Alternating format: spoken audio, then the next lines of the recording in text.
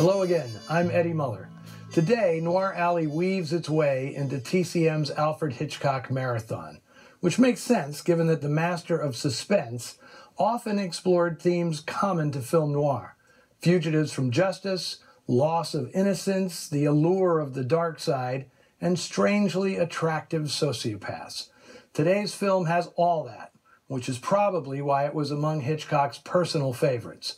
It's Shadow of a Doubt from Universal Pictures in 1943.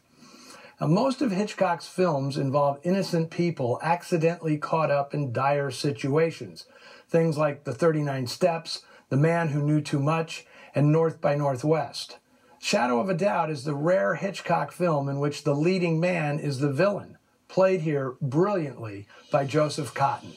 His character, a peripatetic serial killer named Charlie Oakley, is among the most memorable bad guys in a Hitchcock movie, a cruel little cult that includes Robert Walker in Strangers on a Train and Anthony Perkins in Psycho. The film was originally going to be called Uncle Charlie, but it was eventually retitled, perhaps to avoid confusion with the popular play Uncle Harry, which would soon be brought to the screen by producer Joan Harrison, Hitchcock's former collaborator.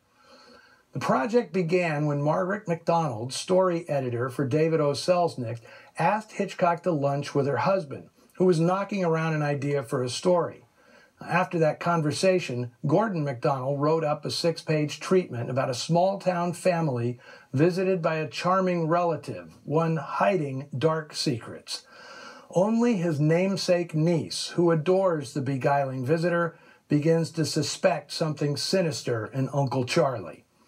Hitchcock worked closely on the screenplay with an unlikely colleague, playwright Thornton Wilder, who had won the Pulitzer Prize for his 1938 play Our Town. Hitchcock felt Wilder's empathy for the lives of small-town folk would bring authenticity to the story, but he was afraid the renowned writer would find a genre picture beneath his literary talents. But Wilder and Hitchcock got on famously, even traveling together to scout locations in Santa Rosa, California, where the film was eventually shot.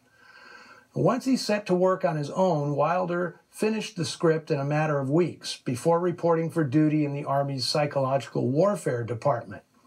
Hitchcock loved the script, but in another inspired move, he brought in writer Sally Benson to add comedic touches and bolster the character of young Charlie, played by Teresa Wright. Benson had never written for the movies. Her claim to fame was a series of stories in The New Yorker based largely on her own upbringing. Those stories, featuring a precocious teenage girl, were published in a popular collection called Junior Miss, which served as the basis for Meet Me in St. Louis, made a year after Shadow of a Doubt.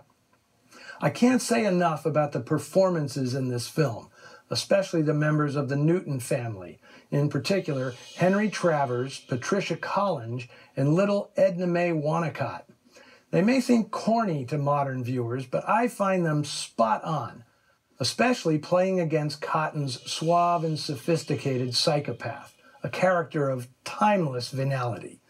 Cary Grant and William Powell were considered for the role, but Cotten gives a performance for the ages, and he is matched every step of the way by Teresa Wright.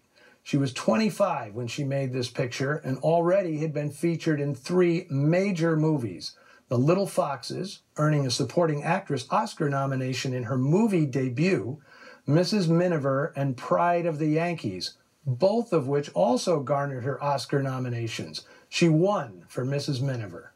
She is perfect in this role, displaying schoolgirl naivete one moment and rapidly budding maturity the next. Wright always said this was her favorite role, and in my opinion, young Charlie and Uncle Charlie are the most compelling protagonist-antagonist duo in any Hitchcock film. Released in 1943 to good reviews but tepid box office, but now ranked among the best films ever made by Alfred Hitchcock, here is Shadow of a Doubt.